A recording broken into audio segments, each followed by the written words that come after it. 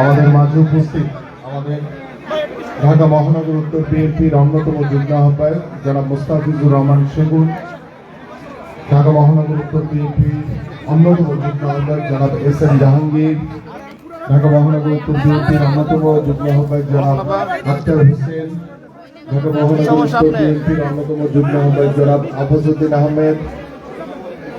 ঢাকা মহানগর উত্তর স্বেচ্ছাসেবক দলের সাংগঠনিক সম্পাদক এস.এ. খোকন সহ, আমি সকলের নাম বললাম না, আমাদের একটা মিটিং আছে জরুরি, সহ বিএনপি এবং অঙ্গ এবং সহযোগী সংগঠনের নেতৃবৃন্দ এবং আজকে যাদের মাঝে এই শীত বস্ত্র প্রদান করা হবে, আমার সেই পিতৃ সমতুল্য বাবারা, ভাইরা রয়েছে এবং মাতৃ সমতুল্য মা খালারা রয়েছে, এখানে বোনরা রয়েছে, সবাইকে আন্তরিকভাবে ধন্যবাদ এবং শুভেচ্ছা জ্ঞাপন করছি যে স্বৈরাচার মুক্ত বাংলাদেশে, স্বাধীন বাংলাদেশে আমরা বসে এইভাবে একটি কর্মসূচি পালন করতে পারছি। কারণ গত 17 বছর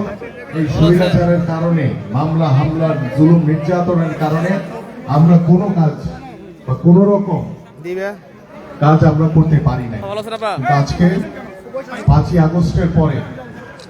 বাংলাদেশ যখন নতুনভাবে স্বাধীন হয়েছে, স্বৈরাচার মুক্ত হয়েছে, আজকে সকলে আমরা বসে আমরা আমাদের এই যে শীত বস্ত্র প্রদান অনুষ্ঠান সেটা আমরা করছি। গত 17